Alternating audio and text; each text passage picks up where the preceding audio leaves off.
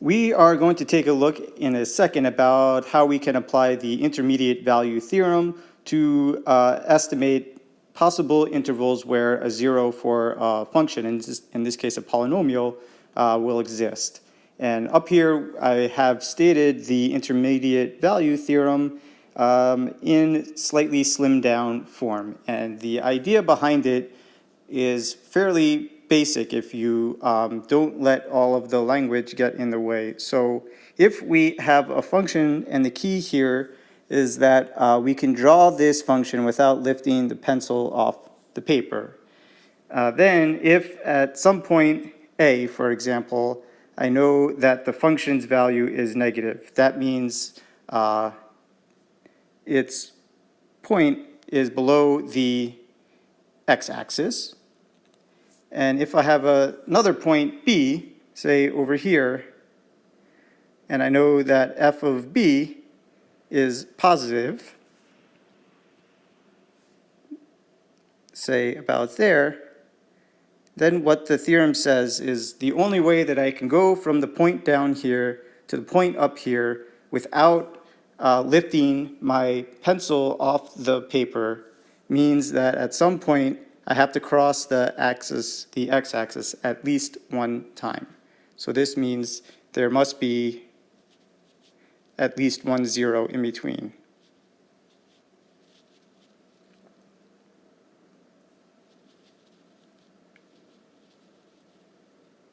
Okay, so to summarize that, if I have a function such as a polynomial that we can draw without lifting our pencil off the paper, then the only way to go from a point above the axis to a point below is to cross over the x-axis and vice versa. If I start at a point which is below the x-axis and I end at a point that is above the x-axis, at some point in between we have to cross the x-axis. And points where we cross the x-axis, these are values that when we plug into the function give us an output of 0. So let's take a look at an example of how we can apply this theorem. In this example, now we have a polynomial which is given by the formula f of x is x squared plus 2x minus 2. And we want to see for which of these intervals in a, b, c, and d are going to contain a real zero, at least that we can verify there's a real zero in that interval using the intermediate value theorem. So starting with part A, we can evaluate the function f at minus 3. And so I take minus 3, I plug it into this formula for f, and I get minus 3 squared plus 2 times minus 3 minus 2. And so that gives us 9 minus 6 minus 2.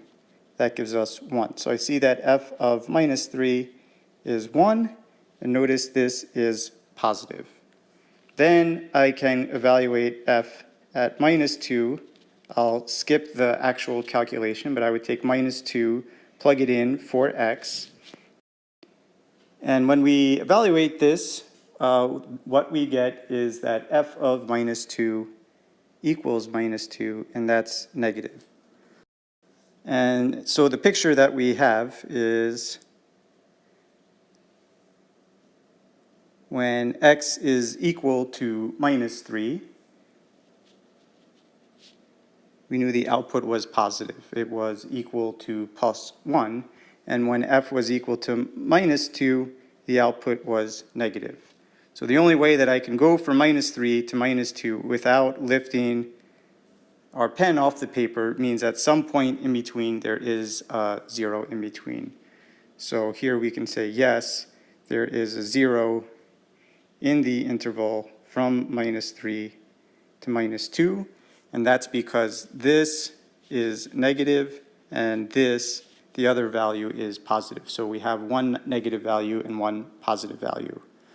Moving over to part B, we're going to do this the same way. When I evaluate f at minus 1, I'm plugging it into the same formula over here. We get f of minus 1 is equal to minus 3.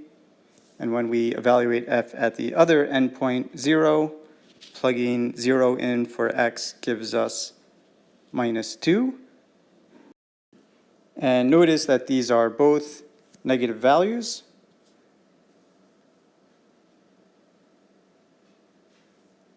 There's no sign change, so we can't be sure if there is a 0. So we can't use the intermediate value theorem on this interval.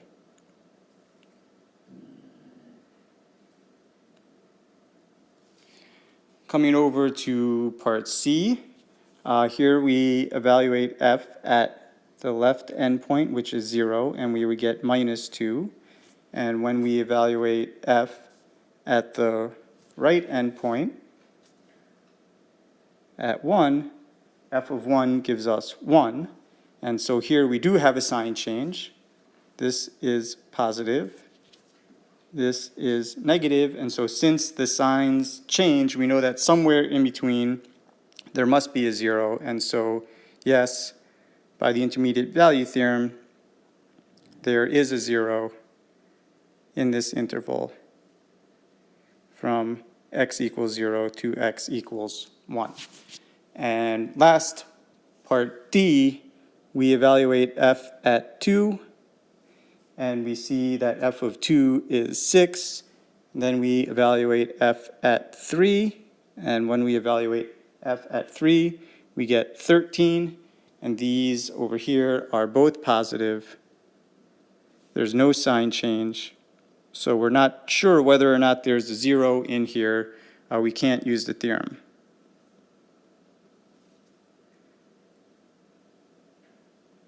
So in each of these cases, we're evaluating the function at each of the endpoints. So we plug in these endpoints in for x, and if in A, the signs are changing from the start to the end of that interval, then we see that we must cross over the x-axis at some point.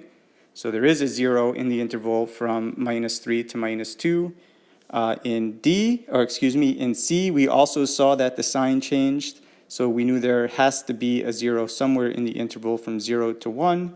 And just recall, this is a quadratic function, so at most there's 2 real zeros. One of them is in here, one of them is in here. And these other 2 intervals, the sign didn't change, so we couldn't use the intermediate value theorem.